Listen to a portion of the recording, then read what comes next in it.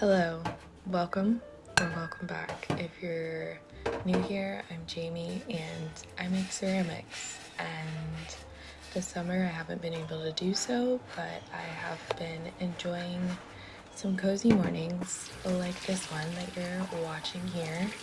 I currently am feeling a lot better than I was when I filmed this, and that feels really nice. And I cannot wait to get back to ceramics and making.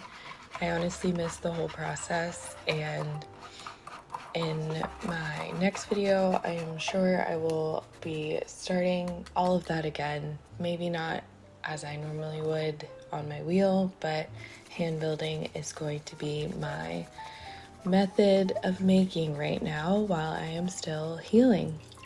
So thank you for being here. Please enjoy this cozy video. I will probably hop back in to answer a couple questions you guys asked me. And until then, I bid you adieu.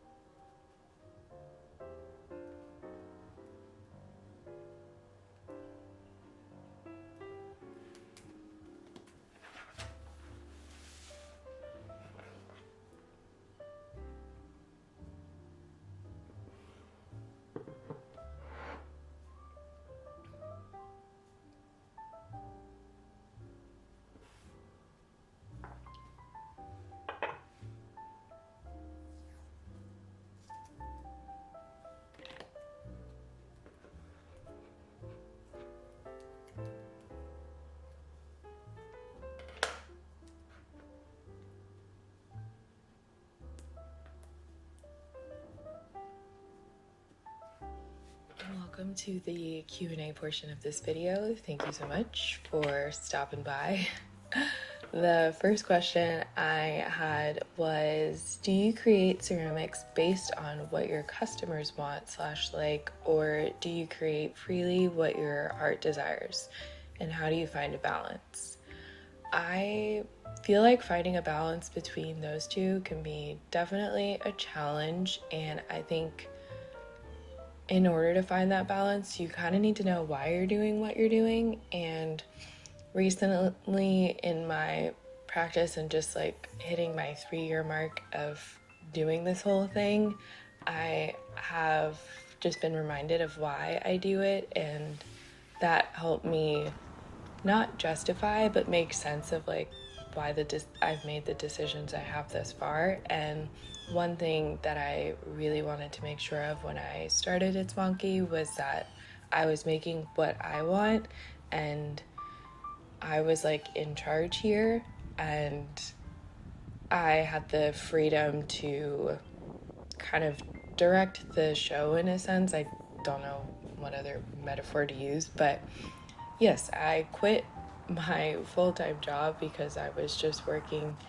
in a field I'm good at and loved, which is photography, but just not in a way that I wanted to. And so it kind of just felt like I had lots of big dreams and aspirations, but I was just devoting so much time, so much energy, and so much effort into somebody else's dream when I just really wanted to pour that into mine. And so that was like the foundation of my photography business, Your Good Light, which now has like kind of morphed into me both doing Your Good Light and It's Wonky. And I wanted to make sure that I left room for me to play and like have fun. And so that is like part of my why, which leads me to make things that I feel like I want to make, not necessarily just for customers to buy. I think I've been fortunate in that a lot of the things that I do love to make, people have enjoyed. And I also don't really repeat a lot of things, so I kind of do a lot of one of a kind work, and only when I find a form that I like am obsessed with, like say my hug cups or my squiggle mugs, there are just some things that light me up no matter how many times I make them, and until they don't then I will continue making them. And I think that honestly, even having that like energy behind the making process is what attracts people to it as well. So that's been really cool to see. I mean, not everything I make sells, and some sell quicker than others. So I think realizing that kind of helps me narrow down what I can focus on. But I think I'm starting from a point of I'm going to make what I want, and then if people want to buy it, cool. And if there's one of those things that they want to buy more, then like, yeah, maybe I'll make more of those. But it all starts from like me just being an artist and wanting to make something. And I think coming at it from that point has helped me find balance of like, okay, I'll just make like 6 more of these versus this other thing that I'm really excited about, and then kind of go from there. I hope that makes sense. I think it's really hard to not get stuck just making things for other people, and I think sacrificing creative desire or motivation or whatever can be one of those things, especially up front. And I knew just from the start that I didn't want to be somebody who said for like 7 years I was just making what everybody else wanted. I wasn't making what I wanted, and now I'm finally making what I want. Like, I just want to start there now and figure out the rest and let the money come when it does, because I think I'll be more content with my work, more happy doing what I'm doing, and not get bitter or burnt out. You know, we don't have time for that. Life is too precious and sweet. Thank you for listening to that novel of an answer. The next one is kind of a 3-part. So the first part of the question is, how do you find your customers and how do they find you? That has kind of honestly been a lot of word of mouth, a lot of people scanning my like QR code at my markets and following me on Instagram, and people also doing the same thing in the places that I sell my work. I have a QR code on the back of my care cards that I put with every piece, so I know I get a lot of new customers that way, because sometimes even if they aren't willing to buy something, they'll be like, oh, this, I like this thing, maybe there's more, and they'll at least follow me on Instagram or sign up for my newsletter. And the next part of that was, does their profile match what you thought it was, or how is it different? I think I have a wide range of people that follow me, and I don't know what I expected initially. I assumed it would be a lot of people like around my age, but beyond that, I don't think I really deeped it that much, which I know most people are like, find your ideal customer.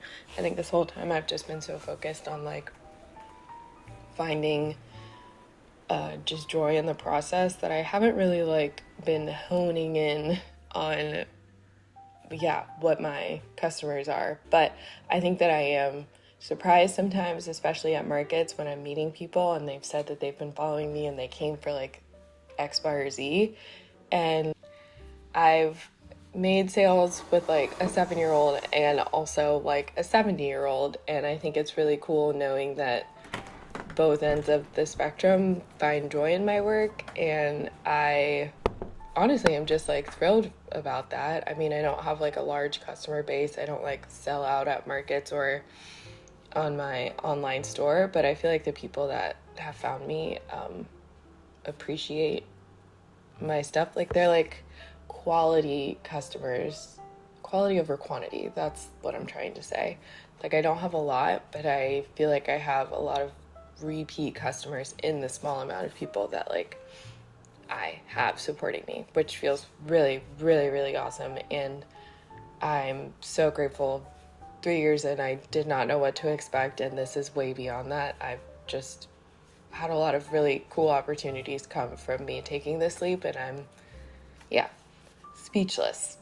So the last part of that question is, how do you attract people to your online store? Where is your traffic coming from? And I believe if I go on my Squarespace, honestly, a lot of people come from like my link in bio on my Instagram, and some come from YouTube, and some come from, like I said before, of like, how do my customers find me? It's from like seeing my card in person and scanning the QR code and finding my website. And honestly, my newsletter is probably the best part of selling online. I feel like most often when I have a sale, most of my initial sales come from my online subscribers, which is really cool.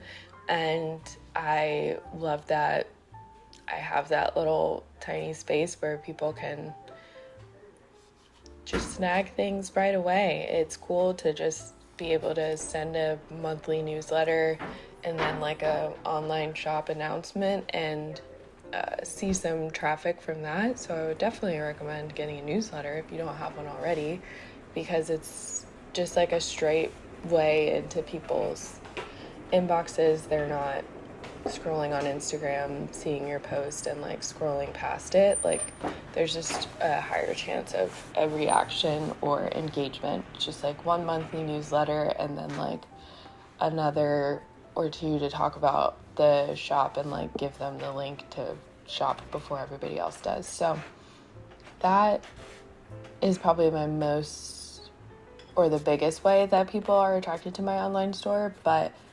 definitely Instagram after that, and then probably YouTube, and then just me talking in person about it.